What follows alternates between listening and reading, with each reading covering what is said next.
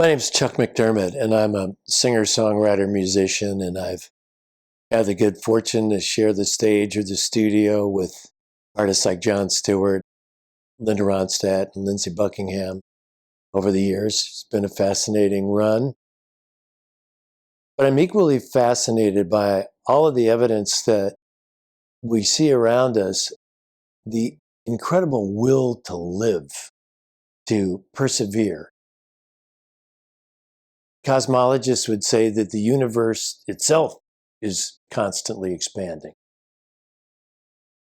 In nature, I live in New England, and we have very rocky soil, and I'm fascinated by the sight of these huge trees growing out of this rocky soil and their roots reaching out above ground, digging into the crevice of some granite ledge to find a little more soil to borrow.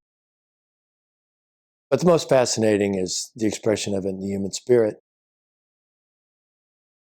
I don't have to look much farther than the life of my mother, who lived to be 91 years old.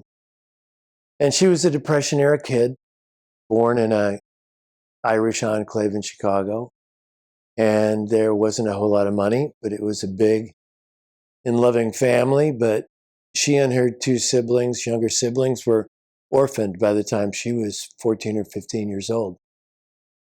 But collectively, they got those kids through high school, and my mom became a secretary, and she met a young guy who came off a farm in Dubuque, Iowa, and they met and married, and they went on to have a good life.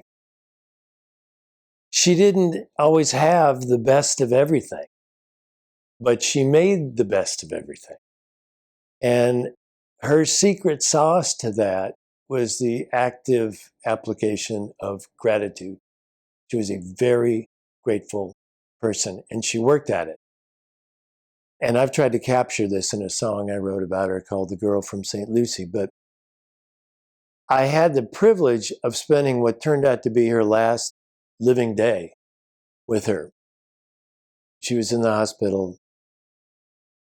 I was there when she woke up on this given morning, and seeing her awakening, I went over to her bed and I leaned over and I told her good morning. And as she awoke, she said, "Life is a bowl of cherries." And I said, "Mom, you are incredible." And she goes, "No, it really has been." And, again, she really practiced at this. She lived at the intersection of Gratitude Street and Perseverance Avenue. I go to that intersection. I go back to that intersection a lot. She could only have been feeling that on what turned out to be her last day if she really did her push-ups, which she did.